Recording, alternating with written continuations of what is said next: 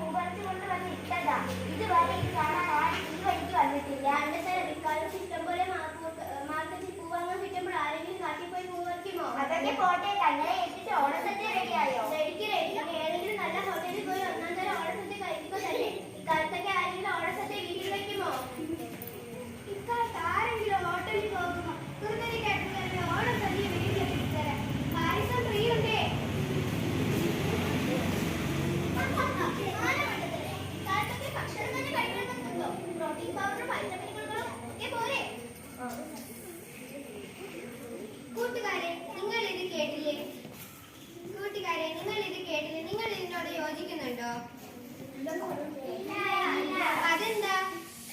വീട്ടിലുണ്ടാക്കുന്ന ഭക്ഷണം പ്രോട്ടീനും പഴങ്ങളൊക്കെ ഉള്ളപ്പോൾ പിന്നെ എന്തിനാ നമുക്ക് പ്രോട്ടീൻ ടാബ്ലറ്റ്സും അമ്മ സ്നേഹത്തോടെ ഉണ്ടാക്കുന്ന മായം ചേരാത്ത ഭക്ഷണം ഉള്ളപ്പോൾ പിന്നെ എന്തിനാ നമുക്ക് പുറത്ത് മായം ചേർന്ന ഭക്ഷണങ്ങൾ? പിന്നെ പ്ലാസ്റ്റിക് അത് എത്ര കാലം മണ്ണിൽ കിടന്നാലും അത് നശിച്ചു പോകുന്നില്ല. അത് കത്തിച്ചാലോ വിഷവാതകമാണ് പുറത്തു വരുന്നത്. നമുക്ക് എന്തുകൊണ്ട് പ്ലാസ്റ്റിക്കിന്റെ ഉപയോഗം കുറച്ചുകൂടാ? കൂട്ടുകാരെ, ഇതിൽ നിന്ന് നിങ്ങൾക്ക് എന്ത് മനസ്സിലായി? ആരോഗ്യം നമ്മുടെ ആവശ്യം.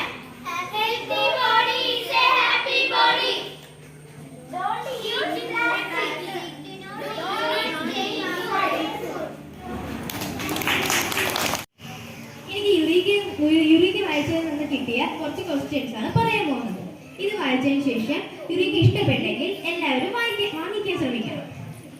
ആദ്യത്തെ ക്വസ്റ്റ്യൻ നിങ്ങൾക്ക് അറിയാമെങ്കിൽ അതിന്റെ ആൻസർ പറയണേ.